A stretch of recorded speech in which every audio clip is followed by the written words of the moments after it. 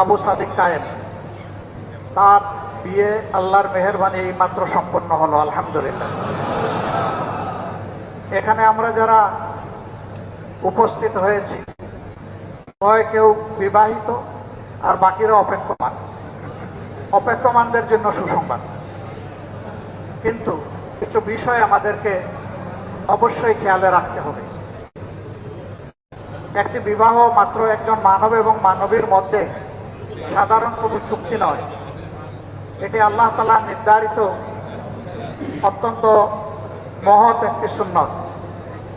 রাসূল করিম সাল্লাল্লাহু আলাইহি সাল্লামের হাদিস এই ব্যাপারে আমাদেরকে উৎসাহিত করেছে। আমরা যারা বিয়ে শাদী করেছি, অনেকে এখন ছেলে মেয়ে নাতির পেয়ে গেছি আমরা, আলহামদুলিল্লাহ। কিন্তু অনেকে আমার গাফিলতির মধ্যে আছেন, বিয়ের সময় মহারণা কত কষ্ট হয়েছিল এটা ভুলে গেছে। কিছু পরিশোধ, কিছু অপরিশোধিত যা ছিল তা থামাদি হয়ে গেছে। যদি এরকম কোনো অবস্থায় কেউ তিনি বিপদে আছেন, এটি ওয়াজিব, এটা তাকে আদায় করতে হবে।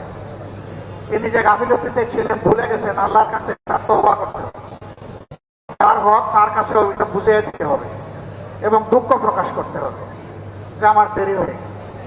কেউ যদি একান্ত অপারক হয়ে যান, তাহলে আপন স্ত্রীর সাথে এই বিষয়টা নিয়ে বোঝাপড়া করতে হবে, কিন্তু এইটাকে থামাতি ফেলে রাখার কোনো সুযোগ নেই। এর মাধ্যমেই আল্লাহ তাআলা একজন মানবীকে একজন মানবের জন্য হালাল করেছেন। এর ভিত্তি যদি পরিষ্কার না থাকলে আমরা বিপদে আছি। আর যারা আগামীতে ইনশাল্লাহ অপেক্ষমান তালিকায়, তাদেরকে এই কথাগুলো এই জন্য আমরা শোনালাম, তারা যেন এই বিষয়টা খেয়াল রাখে।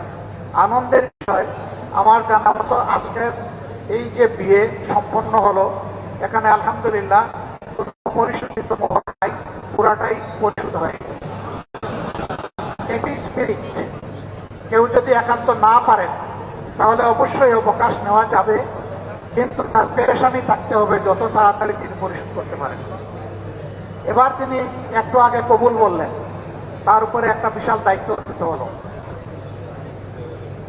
একটা মেয়ে তার মার গর্ভে 285 দিন, কম বেশি 10 দিন ছিল। তারপরে দুনিয়া এসেছে, মায়ের বুকে বুড়া হয়েছে, মা বাপ তাকে আদরে যত্নে ভালোবাসায় বড় করেছে, লেখাপড়া যতটুকু তাদের পক্ষে সম্ভব ম্যাক্সিমাম সাপোর্ট দিয়ে করিয়েছে। আমার জানা মতো তিনি এখন ঐক্যরণরত একজন ছাত্রী। এই মেয়েটি তার পরিবারকে কোনো সার্ভিস দেয় নাই, বরঞ্চ গোটা পরিবার তাকে সার্ভিস দিয়েছে, সার্ভিস দিয়ে এই পর্যায়ে নিয়ে এসেছে। আজকে ইনশাআল্লাহ কিছুক্ষণ পরেই এই মেয়েটিকে আবু সাদিক কায়েমের হাতে তুলে দেওয়া হবে।